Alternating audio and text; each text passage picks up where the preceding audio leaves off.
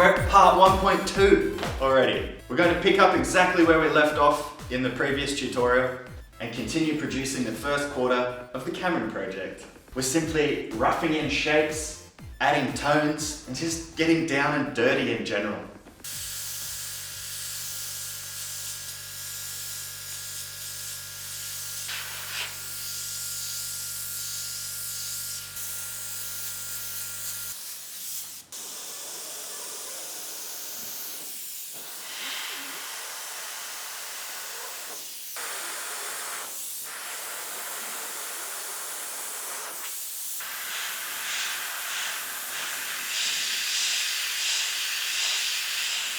I'm creating the first effect, the shape with my hand to make it quick, and I'm going back in there with a soft line over the top to make the edge more organic, softer.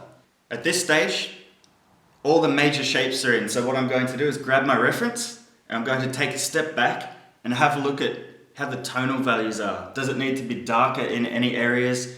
Are there any super soft shapes that I can't see up close, like a dark area through here or anything like that? We'll come back in afterwards and we'll create and correct those tonal values. Let's do it.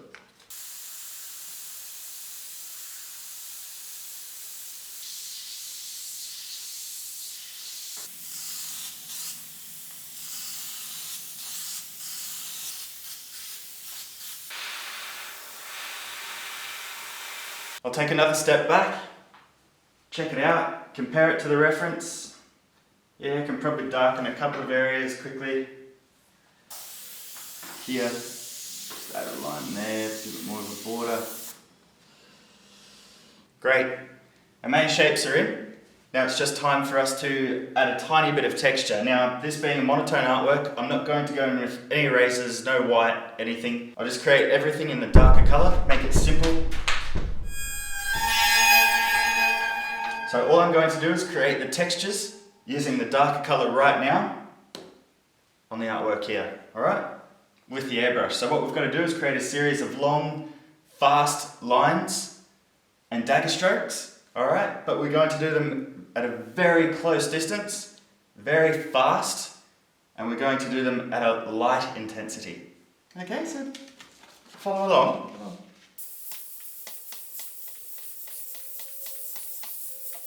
Just coming out of the darker areas and moving into the lighter areas.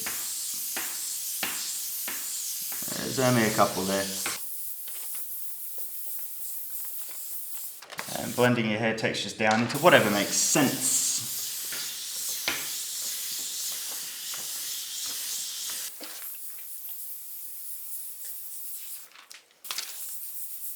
Do one random dark one here and there.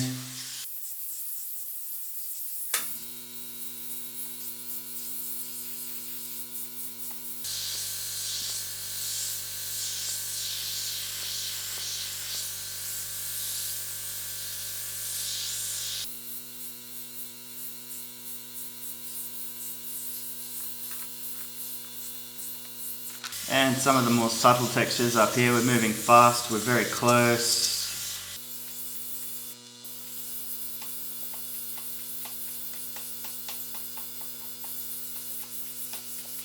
Airbrushing to a commercial standard and airbrushing for photorealism are quite different things. However, the foundation of each of these and the way that you build up artworks is this.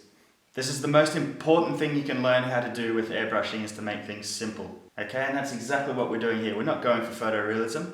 We're going to create a cool looking image in a fast amount of time.